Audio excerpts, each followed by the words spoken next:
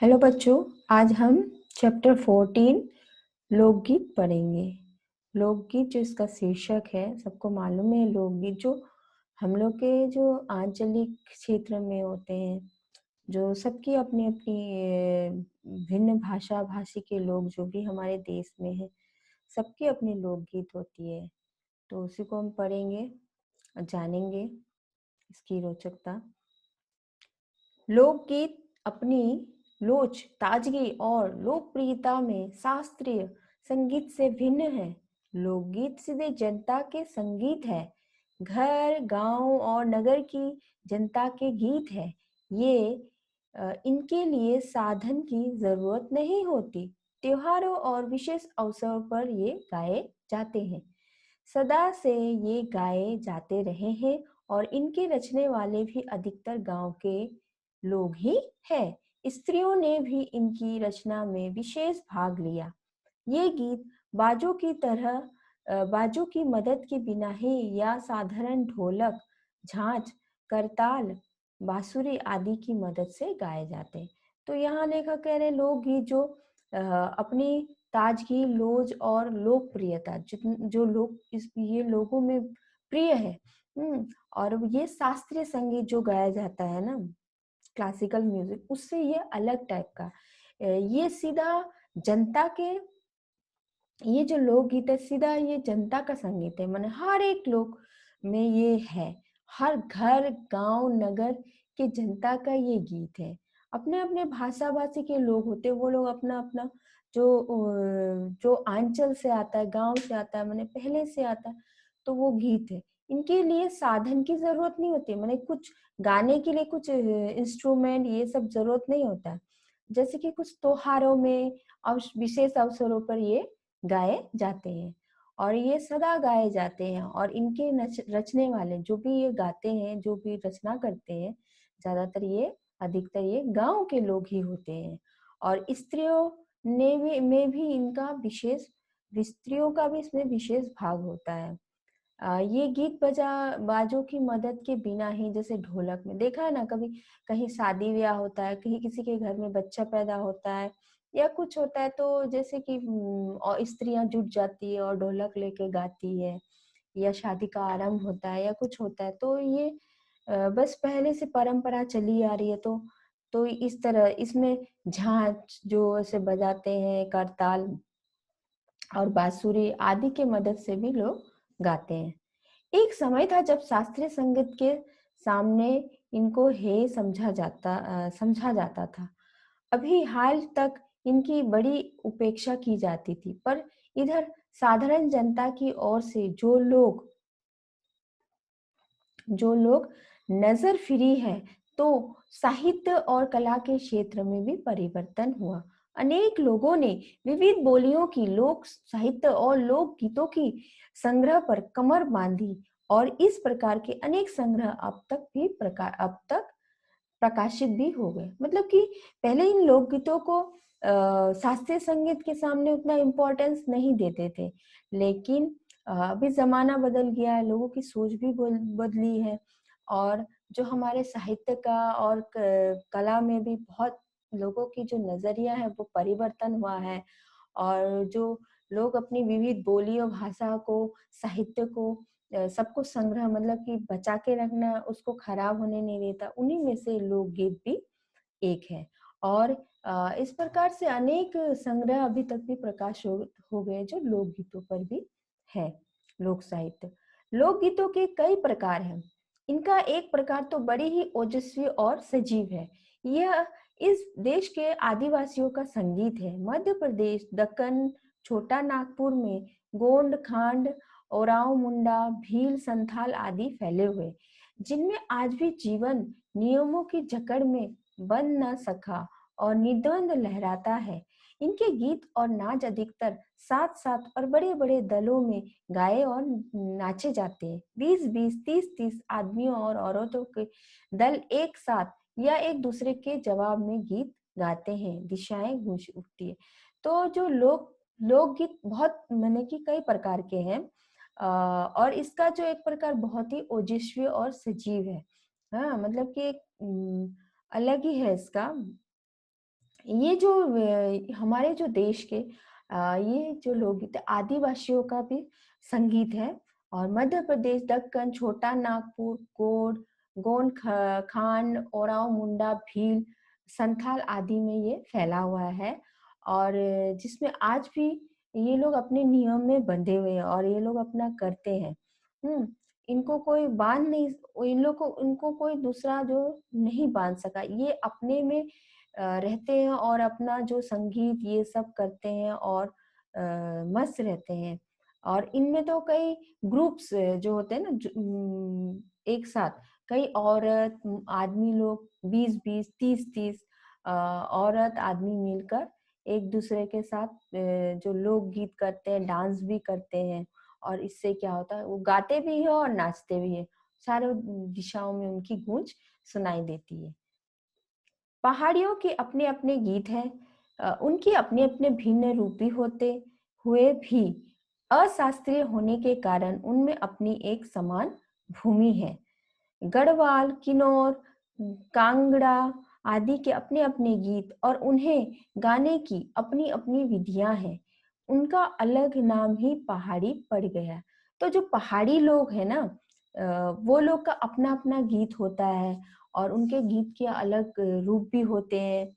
और इनका अशास्त्रीय मतलब कि क्लासिकल म्यूजिक वैसा नहीं है। इनका अशास्त्रीय होने के कारण उनमें अपनी एक समान भूमि है। जो पहाड़ी है पर उनमें कुछ नहीं तो कुछ मिलती है। तो गढ़वाल, किन्नौर, कांगड़ा आदि के अपने अपने ये लोग का जो लैंग्वेज है, उस हिसाब से वो लोग का लोकगीत भी है। और उन लोग का अलग अलग तरीका भी है गाने का। और उनका अलग नाम ही पहाड़ी पड़ गया है। वास्तविक लोकगीत वास्तविक लोकगीत देश के गांवों और देहातों में है। इनका संबंध देहात की जनता से है। बड़ी जान होती है इनमें। चैत, कजरी, बारहमासा, सावन आदि मिर्जापुर, बनारस और उत्तर प्रदेश के पूर्वी और बिहार के पश्चिमी जिलों में गाए जाते हैं। बाउल और भतियाली बंगाल के लोकगीत है। पंजाब में माहिया आदि इसी प्रकार के हैं। हीर रांझा, सोहनी महिमाल संबंधी गीत पंजाबी में और ढोला मारू आदि के गीत राजस्थानी में बड़े चाव से गाए जाते हैं। तो वास्तविक जो हमारे देश के लोकगीत है वो गांवों और देहातों में ही आपको देखने मिलेंगे। और इस जो इनका संबंध देहात की जनता से, ज्यादातर जो गांव में बसते जनता वो लोग और बड़ी वो लोग अपना जान देते हैं इसमें। मतलब कि वो लोग जो गाते पूरा दिल से और मन से एकदम गा के, जैसे चेत, चेता, कजरी, बारहमास, सावन आदि मिर्जापुर, बनारस, उत्तर प्रदेश के और के पूर्वी और बिहार के पश्चिमी जिलों में गाए जाते हैं। और बाउली और भथियाली बंगाल के लोकगीत है। पंजाब में माहिया आदि इस प्रकार के हैं जिसमें हीर रांझा, सोनी महिमाल संबंधी गीत पंजाबी में। और ढोला मारू, आपने हीर रांझा का कितना सुना ही होगा, जो पंजाब में गाया जाता है। और ढोला मारू ये राजस्थानी का बड़ा ही प्रसिद्ध है, लोकगीत में आता है। तो लोग वहाँ के बड़े चाव से गाते हैं।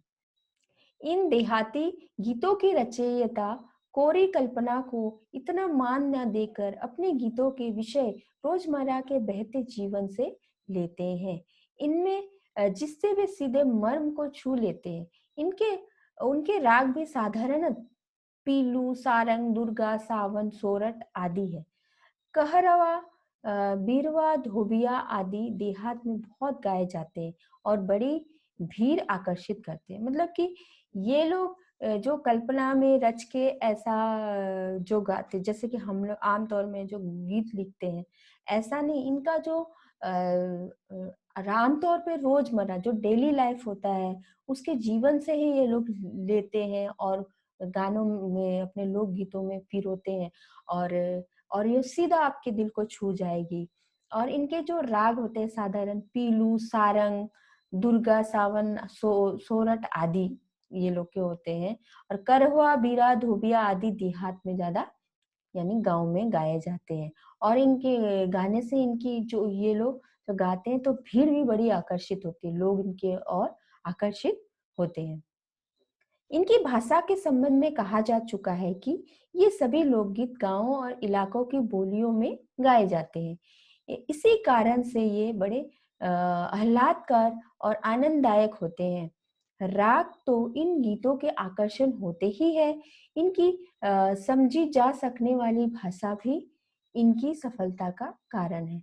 मतलब कि इनका जो भाषा के संबंध में कहा जाता है कि इनकी जो ये जिस भाषा में गाते हैं, ये ज़्यादातर जो गाँव में जो बोलियाँ बोली जाती है, जो बोलते हैं कॉमन लैंग्वेज, उसी को लेकर ये गाते हैं, जिसकी वजह से बहुत मतलब कि लोगों को सुनने में भी आनंद आता है और इनको गाने में भी आनंद आता है।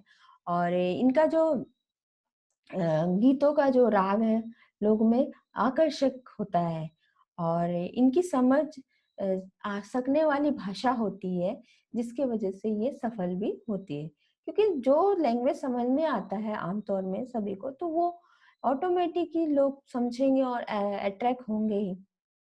देखो गाँव में जहाँ जैसे कि समझ लो आग ठंडी में बैठ के मस्त होके गा लिए, चलो कुछ सूझी या कभी कुछ है, ऐसे करके वो लोग गाते हैं अपनी बोली में। भोजपुरी में करीब 30-40 वर्षों से विदेशिया का प्रचार हुआ है। गाने वालों के अनेक समूह इन्हें गीत गाते हुए देहात में फिरते हैं। उधर के जिलों में विशेषकर बिहार में विदेशिया से बढ़कर दूसरे गाने लोकप्रिय नहीं है। इन गीतों में अधिकतर रसिक प्रियों और प्रियाओं की बात रहती है, परदेसी प्रेमी की और उनके करुणा और विरह का रस बरसता है। मतलब भोजपुरी में कम से कम 30-40 वर्षों से विदेशिया जो है जो गाता है, उसका बहुत ज्यादा प्रचार है। और गाने वाले का जो ये लोग का समूह है, जो ग्रुप है, ये गांव में फिर फिर कर ये देहात में गांव में फिर फिर कर गाते हैं। और विशेषकर जो इनका जो लोकप्रिय मतलब कि बिहार में विदेशिया से बढ़कर दूसरा लोकप्रिय नहीं है। और इनके जो गीत में ज्यादातर रसिक जो प्यार, प्रेम, प्रिय की प्रेमी, प्रेमी, प्रेमिकाओं कि इस तरह का जो करुणा और विरह का रस इनके गीतों में बरसता है और बहुत ज्यादा ये वहाँ फेमस है। जंगल की जातियों आदि के भी दल गीत होते हैं जो अधिकतर बिरहा आदि में गाए जाते हैं। पुरुष एक और स्त्रियां दूसरी ओर एक दूसरे के जवाब के रूप में दल बांधकर गाते हैं और दिशाएं गूंजा देते हैं। पर इधर कुछ काल में इस प्रकार के दलीय गायन का ह्रास हुआ है। मतलब जंगल की जो जाति के अधिकतर आदि के में दल के गीत होते हैं और वो लोग अधिकतर बिरहा आदि में गाए जाते हैं। मतलब कि एक जैसे लेडीज का ग्रुप होगा, एक जेंट्स का, जैसे ये सवाल करेंगे, ये जवाब देंगे, इस तरह का समा बांधकर वो लोग गाते हैं और गूंज गूंज भी उसकी सुनाई देती है। पर इधर कुछ समय से ऐसे दलीय गायन का ह्रास हुआ है, मतलब कि मजाक हुआ है। एक दूसरे प्रकार के बड़े लोकप्रिय गाने आल्हा के हैं और दूसरा लोकप्रिय आल्हा। अधिकतर ये बुंदेलखंडी में गाए जाते हैं और बुंदेलखंडी में जो आल्हा जो होते हैं, ये जो है गाए जाते हैं। आरंभ तो इनका चंदेल राजाओं के राजकवि जगनीक से माना जाता है, जिनमें आल्हा उदल की वीरता का अपने महाकाव्य में बखान किया। पर निश्चय उसके छंद को लेकर जन बोली में उसके विषय को दूसरे देहाती कवियों ने भी समय समय पर, मतलब कि ये जो आल्हा गीत है ज्यादातर बुंदेलखंडी में गाए जाते हैं। और आरंभ में इसका बोलने की चलन चंदेल जो राजा थे, राजाओं के जो राजकवि जगनीक से माना जाता है और उसमें आल्हा उदल उदल की वीरता का अपने महाकाव्य में बखान भी किया गया है। पर निश्चय उसके छंद को लेकर जनबेली में उसके विषय को दूसरे देहाती कवियों ने अब समय समय पर अपने गीतों में उतारा है। और ये गीत हमारे गांव में आज भी बहुत प्रेम से गाए जाते हैं। इन्हें गाने वाले गांव-गांव ढोलक लिए गाते फिरते। इसी की सीमा पर उन गीतों का भी स्थान है जिन्हें नट रस्सियों पर खेल करते हुए गाते हैं। अधिकतर ये गद पदात्मक और उनके अपने अपने बोल हैं। तो जो बुंदेलखंड का जो है उसका जो आल्हा उदल की जो वीरता महाकाव्य में इसका बखान किया गया है। और उसके जो छंद को लेकर जो बोला गया है कि जनमेली में उसके विषय को दूसरे देहाती कवियों ने समय समय पर अपने गीतों में उसके छंद को डाला है। और ये गीत आज भी गांव में बहुत प्रेम से गाए जाते हैं और लोग इनको ढोलक बजा बजा कर फिरकर गाते हैं। और इसकी जो सीमा इसी की सीमा पर उन गीतों का भी स्थान है। मतलब कि उन गीतों का जिसमें जो जो नट रस्सियों में जो चल के नाचते करतब दिखाते हैं ना, तब वो गीत गाए जाते हैं। तो अधिकतर ये जो गाने होते पद और गद और पदात्मक होते हैं, मतलब जिस तरह से या पोएम्स के रूप में या कहानी के रूप में, और उनके अपने बोल होते हैं उन लोग के। अनंत संख्या अपने देश में स्त्रियों के गीतों की है।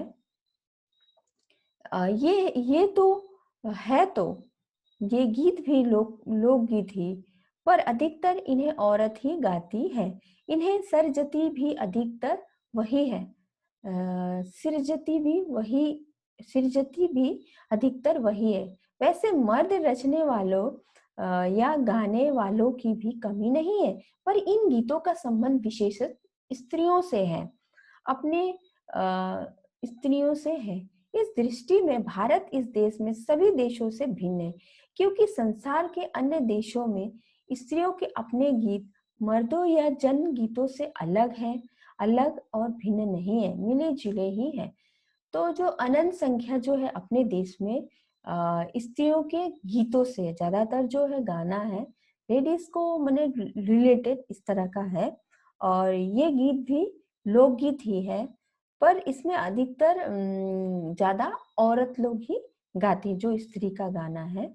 और इन्हें सरजती भी अधिकतर वही स्त्रियां ही हैं। वैसे मर्द जो है यानी आदमी लोग जो है गाना रचने वालों की कमी नहीं है, जो मर्द लोग हैं। और इन गीतों का संबंध ज्यादातर स्त्रियों यानी लेडीजों से ही होता है। और हमारे भारत में हमारा इस दृष्टि से जो हमारा भारत का देश है सभी देशों से अलग है। क्योंकि संसार के अन्य देशों में स्त्रियों के अपने गीत मर्दों या जनगीतों से अलग और भिन्न है। मतलब दूसरा देश में स्त्रियों के जो गीत है और मर्दों के गीत है वो अलग है, लेकिन हमारे देश में थोड़ा अलग ही है, ज्यादातर स्त्रियों के ही मिलते हैं।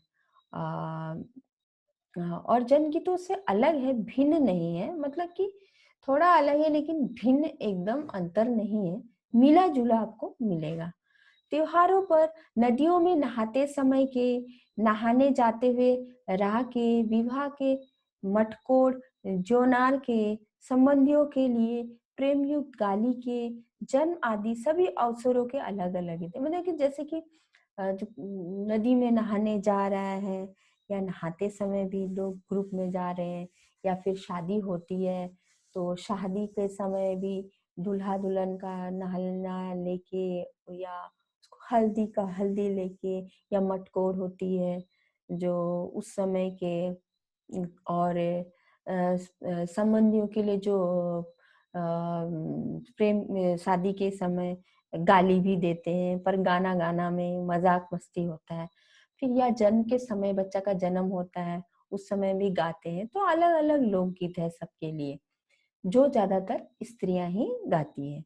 इन अवसरों पर कुछ आज से ही नहीं, बड़े प्राचीन काल से वे गाती रही है। महाकवि कालिदास आदि ने भी अपने ग्रंथों में उनके गीतों का हवाला दिया है। सोहर, बानी, सेहरा आदि उनके अनंत गानों में से कुछ है। वैसे तो 12 माह से पुरुषों के साथ नारियां भी गाती, तो ये जो गीत है आज का नहीं है, ये प्राचीन काल से चली आ रही है। तो जो कवि कालिदास आदि में भी उनके ग्रंथों में इन गीतों का हवाला दिया गया है। सोहर, बानी, सेहरा आदि इनके अनंत गानों में से कुछ एक है। वैसे तो 12 मास यानी पूरा महीना पुरुषों के साथ नारियां, स्त्रियां गाती तो है, पूरा 12th मंथ वो लोग गाती है। एक विशेष बात यह है कि नारियों के गाने साधारण अकेले नहीं गाए जाते, दल बांध कर गाए जाते। अनेक कंठ एक साथ फूटते, यद्यपि अधिकतर उनमें मेल नहीं होता, फिर भी त्योहारों और शुभ अवसरों पर वे बहुत ही भले लगते हैं। गांव और नगरों में गायिकाएं भी होती है, जो विवाह, जन्म आदि के अवसरों पर गाने के लिए बुला ली जाती है। सभी रीतियों में स्त्रियां उल्लसित होकर दल बांध कर गाती है, पर होली, बरसात की कजरी आदि का तो उनका अपना अपनी चीज है, जो सुनते ही बनती है। पूरब की बोलियों में अधिकतर मैथिली, कोकिल, विद्यापति के गीत गाए जाते हैं, पर सारे देश के कश्मीर से कन्याकुमारी, केरल तक तथा कठियावाड़, गुजरात, राजस्थान में उड़ीसा, आंध्र तक अपने अपने अपने अपने विद्यापति हैं। तो एक विशेष बात है कि जो नारी लोग, स्त्री लोग जो गाना गाती है लोकगीत, तो वो लोग अकेले नहीं गाती, ज्यादातर वो लोग ग्रुप बना के गाती है।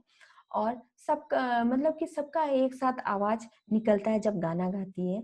हालांकि सबका आवाज डिफरेंस है, अलग अलग है, किसी का कर्कश, किसी का थोड़ा पतला है, किसी का मोटा, पर वो लोग ग्रुप में गाती है, मस्त होके गाती है। शुभ अवसरों पर, जैसे फेस्टिवल होता है, त्योहार होता है, और कुछ अच्छा फेस्टिवल होता है, तो मतलब ये लोग जब गाती है तो उसमें एक रस आ जाता है, मजा ही होता है। और सब ऋतु ऋतु माने जो सीजन्स होता है, और ये लोग अपना लेडीज लोग अपना दल माने ग्रुप बांध कर गाती है। और होली में, बरसात में की जो कजरी होती है, उसका तो जो गाती है उसका अलग ही बात है, वो सुनने से ही बनता है, मजा आता है।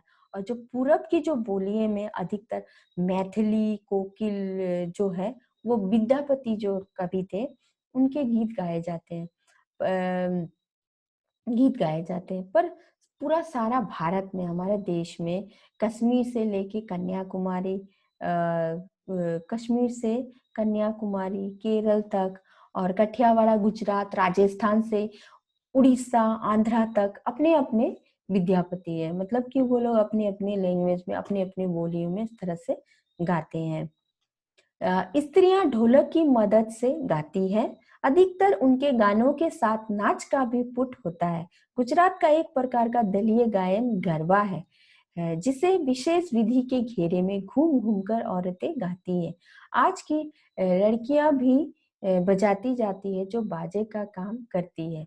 इनमें नाच, गाना साथ चलते हैं। वस्तुत ये नाच ही है, सभी प्रांतों में यह लोकप्रिय हो चला है। इस प्रकार होली के अवसर पर ब्रज में रसिया चलता है, जिसे दल के दल लोग गाते हैं, स्त्रियां विशेष तौर पर।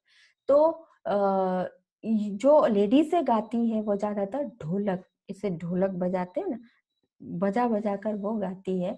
और जब बजाती है तो इसमें नाच मतलब कि डांस भी होता है, और जब गाती है तो डांस भी करते हैं, नाच का अलग ही पुट होता है। और गुजरात में जो ग्रुप बना के जो ज्यादातर गाती है, गरबा है। गरबा तो अभी तो बहुत ज्यादा फेमस है। बहुत लोग ये करते ही हैं, बस ग्रुप बना के हाथ लेके ऐसे करके, बहुत मजेदार वो डांस है, तो बहुत ज्यादा फेमस भी है। तो जिसे घेरा ऐसे राउंड में एक दूसरे को ताली बजा बजा के ऐसे वो लोग करते हैं, घूम घूम के। औरतें गाती भी है और नाचती भी है। और आजकल तो और लकड़ियां भी बजाती है, आपने देखा ही होगा, ऐसे लकड़ी लेके ऐसे। ये तो आजकल तो डांडिया डांडिया भी वैसे ही होगी। दुर्गा पूजा में नवरात्रि है, तो उसमें वो लोग करती है, बड़ा फेमस है ये तो। नाच भी चलता है, गान भी चलता है। तो इस तरह से सभी प्रांतों में लोकगीत हो चला है। मतलब कि आजकल तो बहुत ज्यादा लोकगीत का प्रचलन है। और इस प्रकार होली होली में ब्रज में रसिया चलता है। उसमें भी ऐसे लेके लकड़ी लेके लड़कियां लोग नाचते हैं दल में। और ये स्त्रियों का विशेष तौर पर होता है इसमें। गांव के गीतों के वास्तव में अनंत प्रकार है।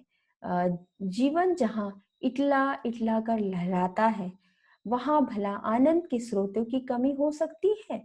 उत्तम जीवन के ही वहाँ के अनंत संख्यक गाने प्रतीक है। तो जो गाँवों का जो गीत है वास्तव में अनंत प्रकार है, माने कि जो अनंत, माने कि जो कभी खत्म नहीं होगा। गाँवों का जो गीत है कभी खत्म नहीं, तो कभी भी किसी भी त्योहार में कहीं भी वो या कहीं माहौल में भी बन जाता है बोली से। और जीवन इसी पर इटला इटला कर रहता है, मतलब इसी पे खुशियां है, उसी पे चलती है, रोजमर्रा जीवन चलती है। और खुश होके लोग अपने जीवन में शामिल करके अपने आप को खुश कर लेते हैं, ऐसे चलता है। और वहाँ भला आनंद की कोई कमी नहीं है गाँव में, चाहे तो कहीं भी वो आनंद बन जाता। आप लोकगीत करो, वहीं शब्दों का संचार ले लो, बोली जो बोल रहे, बस उसमें स्रोतों की कमी हो सकती है, स्रोत जो उसका सोर्स कहाँ से क्या करें, लेकिन आनंद की कमी नहीं है गाँव में। उदार जीवन के ही वहाँ के अनंत संख्यक गाने के प्रतीक है। जो हमारा जीवन है, जीवन के ही वहाँ के अनंत संख्यक गाने के प्रतीक। जो हम लोग का जीवन है, ये तो चलते रहेगा, अनंत चलते रहेगा। हमें आज के बाद कल, मतलब कि ऐसे चलते रहेगा। और उसी प्रकार गाना भी वैसा ही है, आज अलग है तो कल दूसरा, ऐसे बनते जाएगा। वो तो कहीं भी माहौल से कुछ भी, मतलब इससे कैसे भी वो बन जाता है। बस लोगों को तो बहाना चाहिए खुशियाँ मनाने का, इखला के जीने का, खुश रहने का। तो वो गाँव ग्राम से कहाँ वो और कहीं अधिक मिलेगी, जो बेरोक-टोक बिना किसी बंधन में बंधे वो निकल जाती है। ये कोई शास्त्रीय संगीत नहीं, ये लोकगीत है, जो खुशियों का एक तरह का स्रोत है। तो आप बोलिएगा कैसे लगा? और कुछ डाउट हो, शंका हो तो आप बोल सकते हैं बेझिझक। धन्यवाद।